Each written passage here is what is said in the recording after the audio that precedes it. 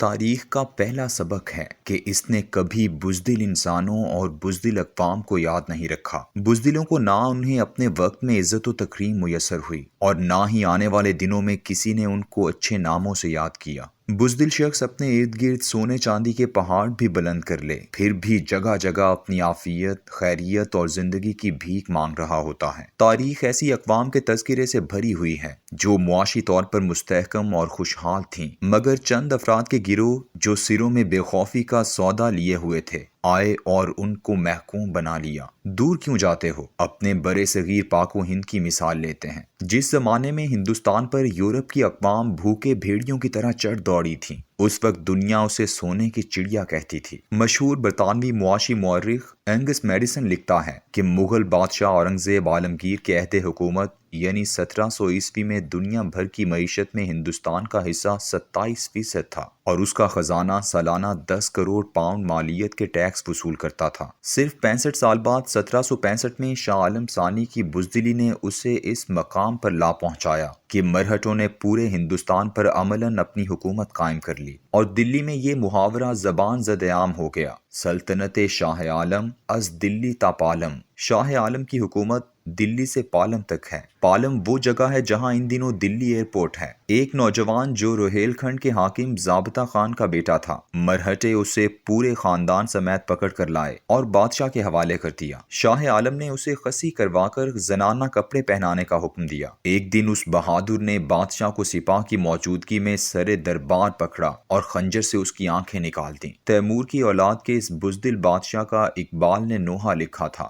مگر یہ راز آخری کھل گیا سارے زمانے پر، حمیت نام ہے جس کا گئی تیمور کے گھر سے۔ غلام قادر روہیلا نے جب شاہ عالم ثانی کی آنکھیں نکالیں تو اس کے بعد اس نے مغل شہزادیوں کو دربار میں رقص کا حکم دیا۔ رقص سے لطف اندوز ہونے کے بعد وہ ایک سمت کو جا کر مسند پر لیٹ گیا اور اپنا خنجر نکال کر سینے پر رکھ لیا اور اپنی آنکھیں بند کر لیں تاکہ محسوس ہو کہ وہ سو رہا ہے۔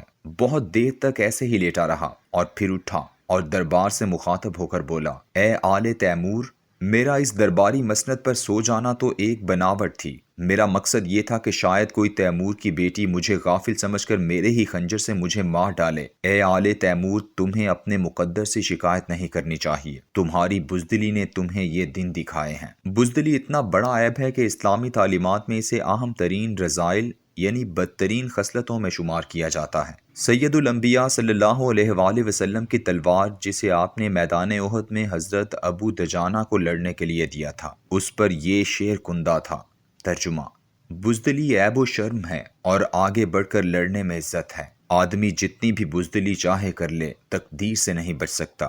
رسول اکرم صلی اللہ علیہ وآلہ وسلم نے فرمایا: انسان میں سب سے بری خصلتیں یہ ہیں کہ وہ ہر وقت مال کی ہرس میں گھلتا رہے اور بزدلی کی وجہ سے ہر وقت اکھڑا اور گھبرایا ہوا رہے۔ اس حدیث مبارکہ میں مال کی محبت اور بزدلی کو ایک ساتھ بیان کیا گیا ہے۔ مال کی محبت بزدلی کی نشو نما کرتی ہے۔ یہی مال کی محبت ہے جس کی مذمت قرآن پاک کی لاتعداد آیات میں آئی ہے۔ مثلاً بڑی خرابی ہے ہر ایسے شخص کی جو عیب ٹٹولنے والا اور غیبت کرنے والا ہو، جو مال کو جمع کرتا جائے اور گنتا جائے۔ تاریخ اس بات پر بھی شاہد ہے کہ مال و دولت کی محبت اور ہرس میں جکڑی ہوئی بزدل اقوام کے ساتھ ایسا بدترین اور ذلت آمیز سلوک ہوا کہ ان پر دنیا کے اجڑ، گنوار اور خون خوار قبائل چڑھ دوڑے اور انہیں ذلت و رسوائی کے ساتھ محکوم بنا لیا۔ چین جو اپنی تجارت، صنعت و حرفت اور نظام حکومت کی وجہ سے ایک بہت بڑی معاشی قوت تھا، مگر بزدلی کا عالم یہ تھا کہ حملہ آوروں سے میدان جنگ میں لڑنے کی بجائے ان سے بچنے کے لیے انہوں نے بہت بڑی فصیل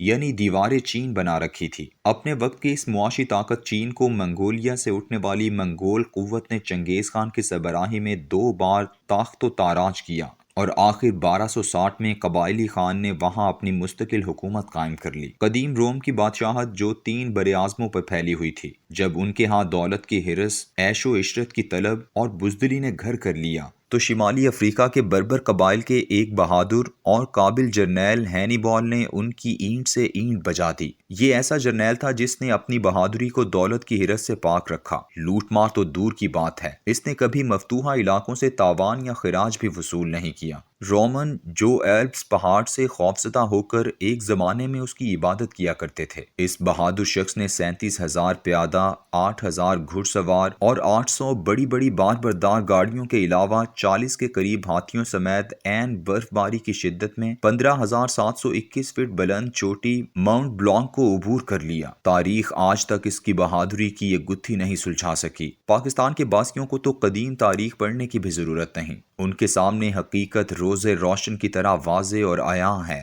21ویں صدی نے بہادری اور بزدلی کے دو کردار پیدا کیے۔ ایک کو مال و دولت، معاشی ترقی و خوشحالی سے بہت محبت تھی، جسے پرویز مشرف کہتے ہیں، اور دوسرے کو دنیا کی دولت اور جاہ کی ہرس و ہوس سے نفرت تھی، جسے ملا محمد عمر کہتے ہیں۔ ایک کے دل میں صرف اللہ کا خوف تھا اور دوسرے کے دل میں عالمی طاقتوں یعنی انسانوں کا خوف تھا۔ اللہ انسانوں کے خوف کے بارے میں بتاتا ہے، پھر جب ان پر جہاد فرض ہوا تو ایک گروہ انسانوں سے ڈرنے لگا جیسے اللہ سے ڈرنا چاہیے، بلکہ اس سے بھی زیادہ۔ اللہ کی بجائے انسانوں سے ڈرنے کو اقبال نے شرک کے طور پر بیان کیا ہے۔ ترجمہ: جس نے رسول اکرم صلی اللہ علیہ وآلہ وسلم کی رمز پہچان لی، اسے کسی دوسرے انسان کا خوف بھی شرک محسوس ہوتا ہے۔ بزدلی ایک بدترین خصلت اور بہت ہی برا عیب ہے، جس کے بارے میں ہادی برحق صلی اللہ علیہ وآلہ وسلم نے فرمایا، جو شخص اس حال میں مرے کہ اس نے جہاد کیا ہو اور نہ اس کے دل میں اس کی آرزو ہی پیدا ہوئی ہو،